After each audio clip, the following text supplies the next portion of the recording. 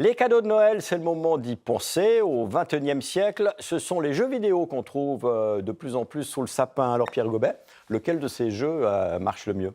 Alors, le phénomène de l'année ne va pas se retrouver sous le Ah bon? sapin parce que c'est un jeu gratuit. C'est Fortnite, un jeu de tir et de survie, passé de 45 à 200 millions d'utilisateurs depuis janvier. Alors, il est gratuit à télécharger, mais à l'intérieur, il y a une boutique où on peut acheter des costumes ou bien des armes ou encore des danses. Tout ça est virtuel, mais ce qui est bien réel, c'est le chiffre d'affaires de l'éditeur du jeu. 318 millions de dollars pour un seul mois, c'était au mois de mai, et pour l'ensemble d'année, ça devrait atteindre les 2 milliards de dollars. Mais alors ces trucs virtuels qu'on trouve dans cette boutique, ça coûte combien?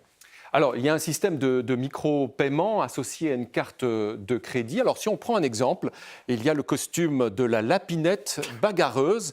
Eh bien, on peut l'obtenir pour l'équivalent de 15 francs suisses. Alors, le jeu cartonne auprès des 8 à 16 ans et les dépenses peuvent rapidement atteindre plusieurs centaines de francs, d'après les parents romans auxquels j'ai pu parler et qui sont un petit peu désorientés par le phénomène. Parfois même, les dépenses atteignent plusieurs milliers de francs. Mais alors quel est le poids du secteur des jeux, globalement, si on compare par exemple avec l'industrie du cinéma? Alors, le cinéma, le film, l'industrie du film, globalement, pèse 88 milliards de dollars. C'est les entrées cinéma, le streaming, le DVD. Mais les jeux vidéo sont déjà bien au-delà. C'est 134 milliards de dollars projetés pour cette année, avec en tête les jeux sur mobile. C'est donc 50% de plus.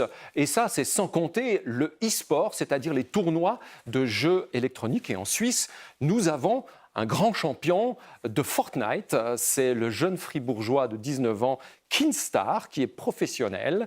Et sur un seul événement cet automne, il a empoché la coquette somme de plus de 200 000 dollars. Eh ben bravo.